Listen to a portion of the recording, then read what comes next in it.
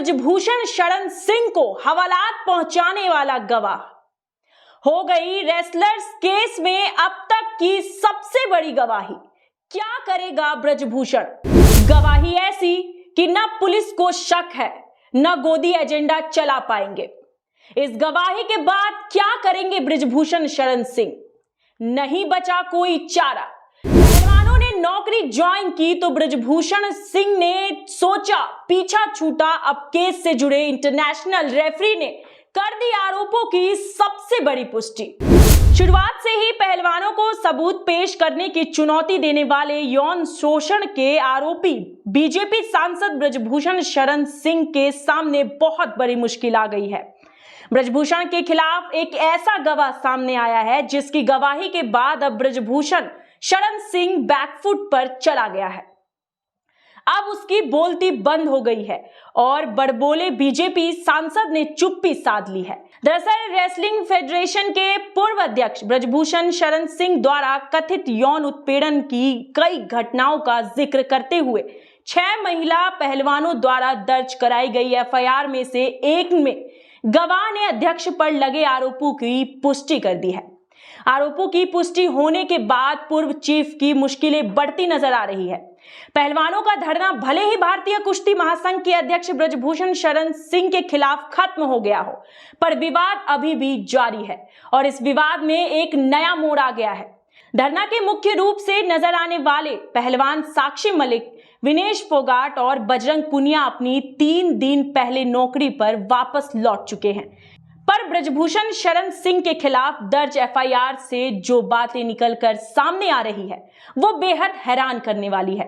ब्रजभूषण शरण सिंह के कथित यौन उत्पीड़न की घटनाओं का ब्यौरा देते हुए 6 पहलवानों में से एक महिला रेसलर के ओर से दर्ज की गई एफआईआर में सिंह पर बेहद गंभीर आरोप लगाए हैं।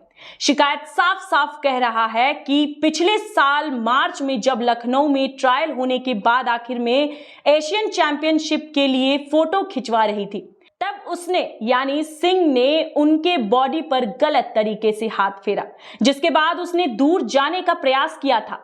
ब्रजभूषण और शिकायतकर्ताओं से कुछ फीट दूर खड़े इंटरनेशनल रेफरी जगबीर सिंह ने दिल्ली पुलिस के सामने गवाही दी और इस रेसलर के आरोपों की पुष्टि की है। रेफरी जगबीर ने टीम के ग्रुप फोटो का हवाला देते हुए बताया कि दिल्ली पुलिस ने उनसे इस बारे में डिटेल में पूछा था। तब जगबीर ने बताया कि मैंने उसे यानी फेडरेशन चीफ ब्रजभूषण को महिला रेसलर के बगल में खड़े देखा था। उसने खुद को उसके गिरफ्त में छुड़ाया, उसे धक्का दिया, कुछ बुदबुदाई और फिर दूर चली गई।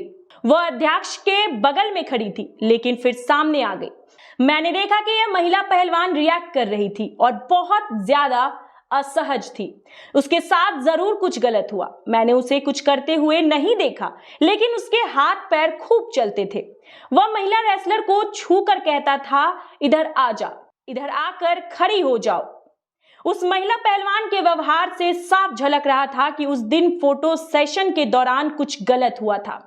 एफआईआर दर्ज करने वाली महिला पहलवान ने अपनी शिकायत में कहा, मेरी हाइट सबसे ज्यादा थी, ऐसे में मुझे लाइन के अंत में खड़ा होना था। जब मैं आखिरी पंक्ति में खड़ी थी तो दूसरे पहलवानों के पोजीशन लेने का इंतजार कर रही थी।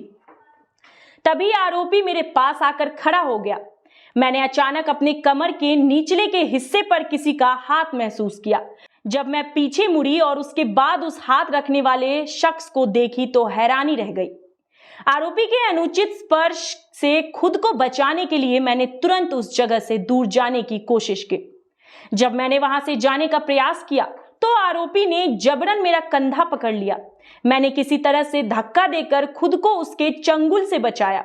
चूंकि मैं टीम की फोटो खिंचाने से नहीं बच सकती थी, ऐसे में मैंने आरोपी से दूर जाकर पहली पंक्ति में बैठने का फैसला किया।